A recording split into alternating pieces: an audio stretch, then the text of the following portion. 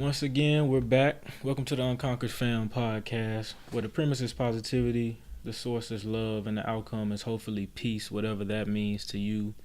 Um, Happy 4th of July to everybody out there watching today or listening later. Hope you had a happy 4th of July on the 4th of July. So, for the future listeners.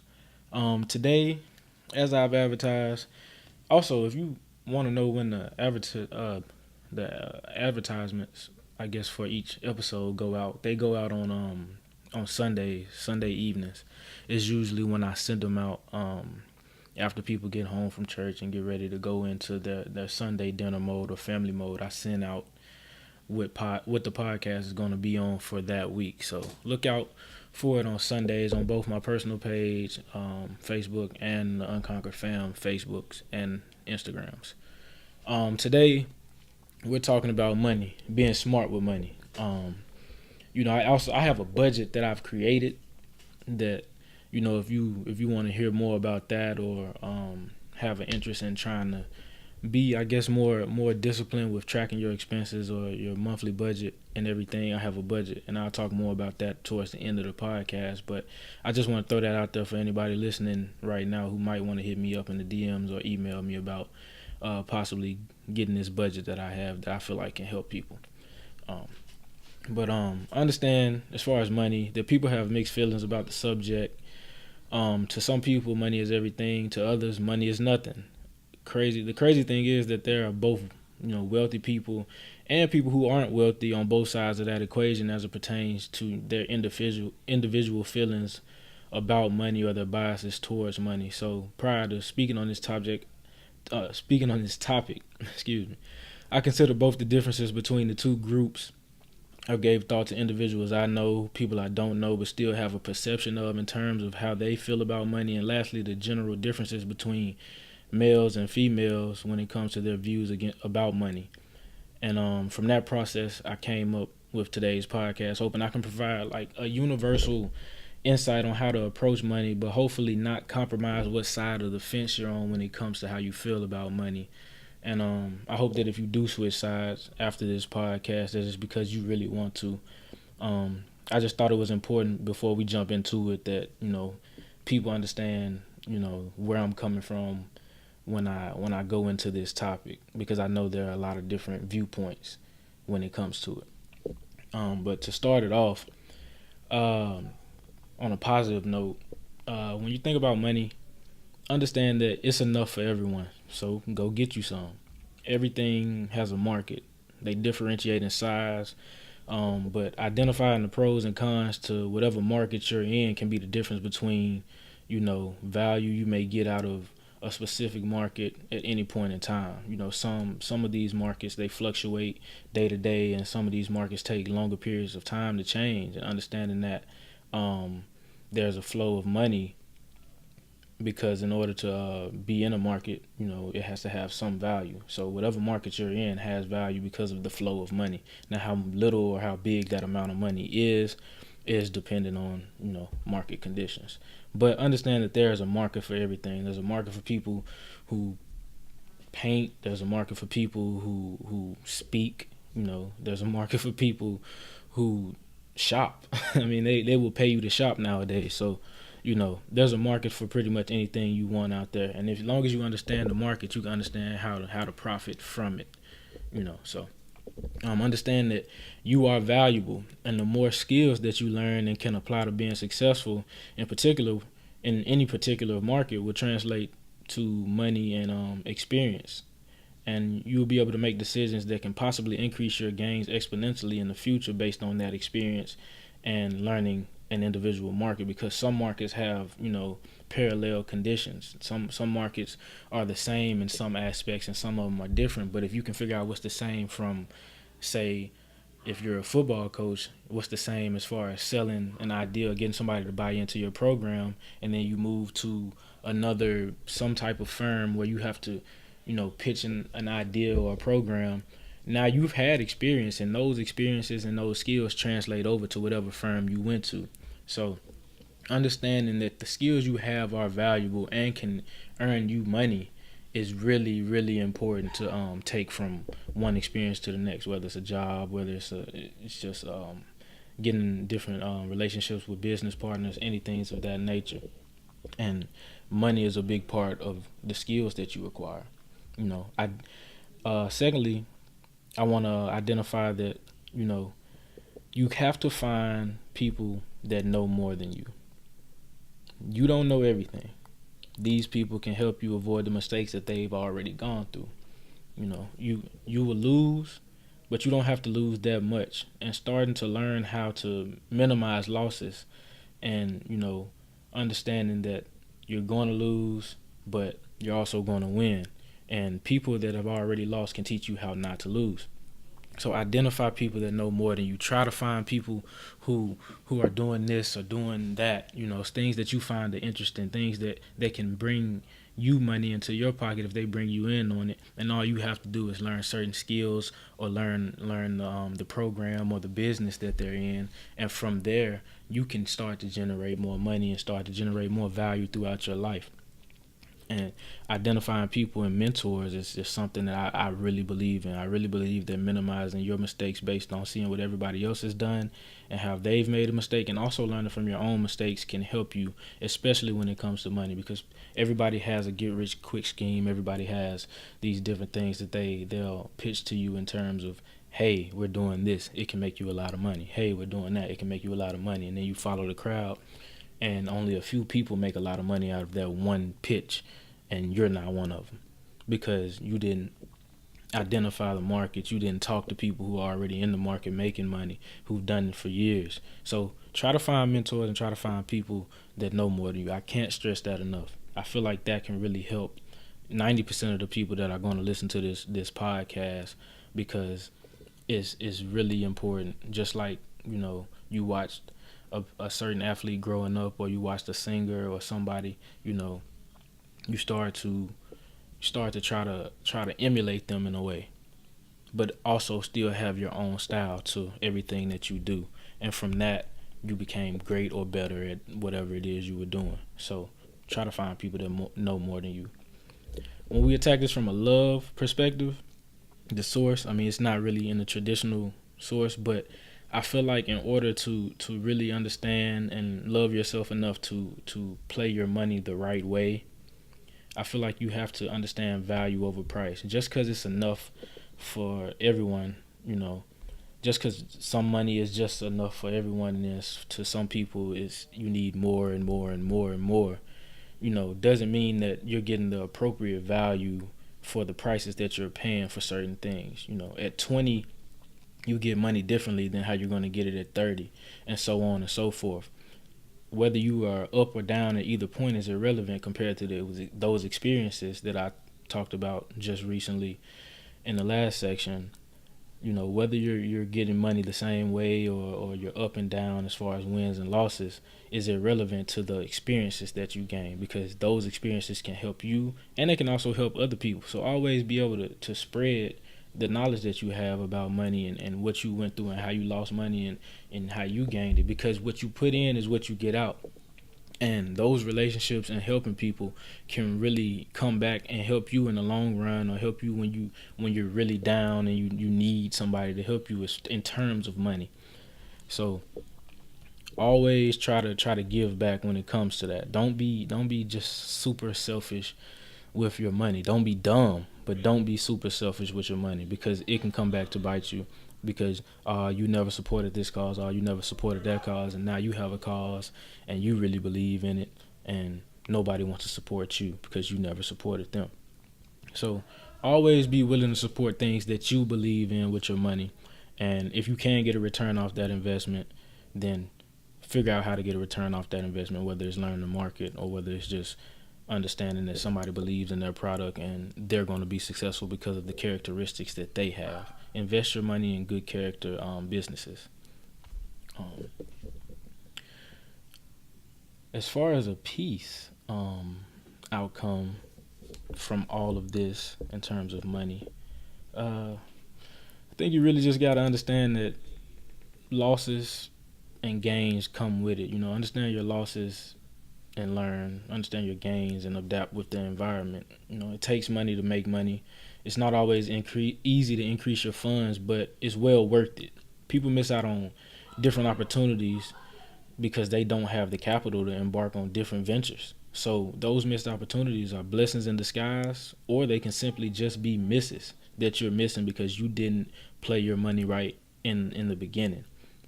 Regardless of what you think, to keep your peace in your life as far as when it comes to money, you have to understand that money is a tool slash employee. Just like any tool set out there are different reasons to use each one. Money can be shaped into a large number of tools that serve a lot of different agendas and purposes. Use this tool not only to progress yourself, but also other people that or causes that you care about, and that tool will work for you in the way that it's intended to when you use it the correct way. So understand what different piles of money are for. If you got a pile of money that's going to be strictly for eating healthy and trying to buy different things to help you I guess embark on a journey of being more physically fit or something of that nature, then this is how much money you're allocating to that. And when you use that money, you buy good things, good products, good food, and then the results you get will show up through healthier living. And it's like that with everything. If you have money money that is specifically for your car, or money that's specifically for your house, when you start to segregate this money, and then you start understanding investments and everything, which is going to be my next point, but you start to understand investments and everything, now you're building your money. Your money's working for you. Now this money that you set aside right here is a tool for whatever is going to help your car, whatever is going to put this new section on your house that you have. So taking your money and labeling it for different circumstances can really, really simplify how you should use it. And I understand that life happens. Things come up and you can't always do the things that you want to do.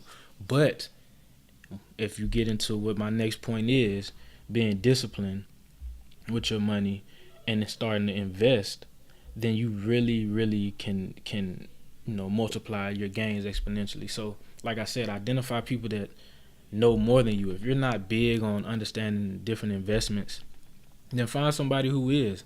And from that partnership or mentorship or whatever relationship you have with that person, you start to learn different things that help you put your money in an investment account, because you can invest for income, you can invest for retirement, you can invest for play around money. If you just, like, people invest in crypto for fun. They never put, well, some people, I take that back. Some people invest in crypto for long-term gains, and they know the market well enough to do that. Me, I don't. So if I invest in crypto right now, before I get, a better understanding of it, maybe, then it would just be for fun. But like I said, people invest in different things for all types of reasons. So if you pick up on your investments can start to outweigh your expenses, and you can pay your expenses with your investment income, and the money that you're making from your time that you're putting into a job or a hustle can start to be your money that you start saving and putting more into investments, or saving for a certain trip, or saving for a certain purchase. So from understanding and being disciplined with your money, which is key for any side of the fence. Whether you think money is everything or money isn't, you can still have a lot of it, and it's based off different financial disciplines. So figure out your financial discipline that you want to embark on in terms of a journey, whether it's investment, whether it's asset allocation. I mean, whatever it is you think can help you be more disciplined and bring you value as far as money, monetary value, then figure out what that is, and from there, put your money in the right places. But first, talk to people and understand that it's a lot of different avenues you can go with it. So try to figure that out for yourself. I can't tell you specifics on where to do what, because everyone is different. I'm different from you, you're different from me. The next person is different from their mother, the next person is different from their uncle. It's not a set guideline on what you should do as far as money and building it. You can build it in so many different ways. Like I said, it's enough out here for everyone. which is why I don't understand why people kill over it, because it's enough out here for everyone. Just go get you some. You should have more than one stream of income in your life. It shouldn't be just work and home. It should be work. It should be, oh, my investments are generating money. It should be, I have a side hustle that I do if I cut hair or train people or something like that. It should be people are paying me because of old family real estate properties that people own, and now I'm getting a piece of that. Whatever it is, you can find multiple streams of income because there are so many different markets with value. So understand markets, identify people that know more than you, that can help you, be disciplined, and figure out how to invest. Those are my 4 points that I want everybody to take away from this podcast here today. I kind of got out of whack with my order of everything, but I'm pretty sure I followed the order that I was trying to go in. I try to make these outlines so I don't get off on a tangent, because people who personally know me know I can get off on a tangent. So I'm thinking that's pretty much everything. Understand losses and gains. Money is a tool. Label your money. Oh, be patient. Last but not least, be patient. It's not going to all come in a day. It takes years for people to build generational wealth. We're looking at some people are buying all these different cars and houses and got all this and that right now, but we're not looking at what it took for that to happen. People who invested and had companies that grew to huge companies between 1930 and 2018, and how those investments in the markets, fluctuation has brought that family or those individuals this much money.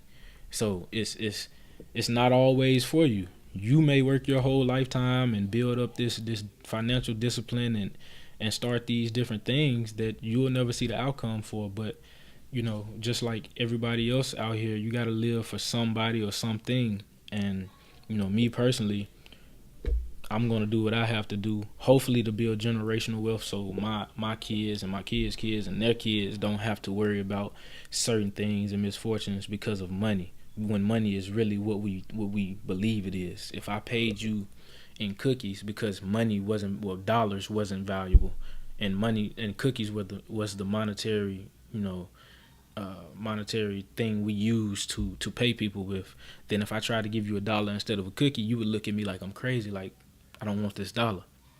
So money is what we think it is, or agree that it is, so to speak, but it's real in terms of how we have to use it in order to live our lives, to keep the lights on, to put food in the refrigerator.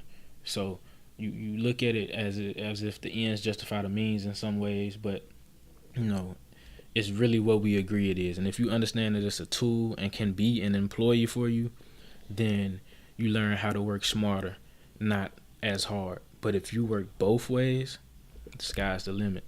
So, don't get caught up in money is everything or money isn't anything. Just be on whatever side of the fence you're on, and take those 4 things that I said and try to build your discipline and your habits in terms of money in a way that will pay off, not only for you but for other people. Or if it is only for you, then make sure it pays off for years to come, not just this year or tomorrow or a month from now. Make sure it pays off for years to come, and that starts with understanding the market and talking to people. I appreciate everybody that tuned in. I appreciate everybody that's going to listen after the fact. I'm pretty sure I hit all of my points. I gave my little disclaimer that, everybody's different. So if you like this, I'm glad. If you don't and you have some opposing arguments, DM me and we can talk about it. I'm always open to new perspectives. That's how I learn. That's how you learn. And everybody can be better because of it. So hit me in DMs or email me at unconqueredfamily@yahoo.com if you have questions or concerns or just statements that you want to say. If you appreciate me doing the podcast, I take those too. I appreciate that. I've gotten some of those. So, that's why I do it, man, just to help people. If you want that budget, hit me up in the DMs or emails for that. I have that. I have a weekly one if you get paid weekly. I have a monthly one if you get paid monthly. And the way it pretty much works as far as the weekly one, because it can kind of confuse some people, you don't, if you get paid bi-weekly, then you only use the sheets for the weeks you get paid. So if it's week 26 and you don't get paid again until week 28, you don't use week 27, because the expenses you incur on week 27 are still going into that week 26 paycheck. That's you're taking away from that paycheck, not from week 27, because you didn't get paid week 27.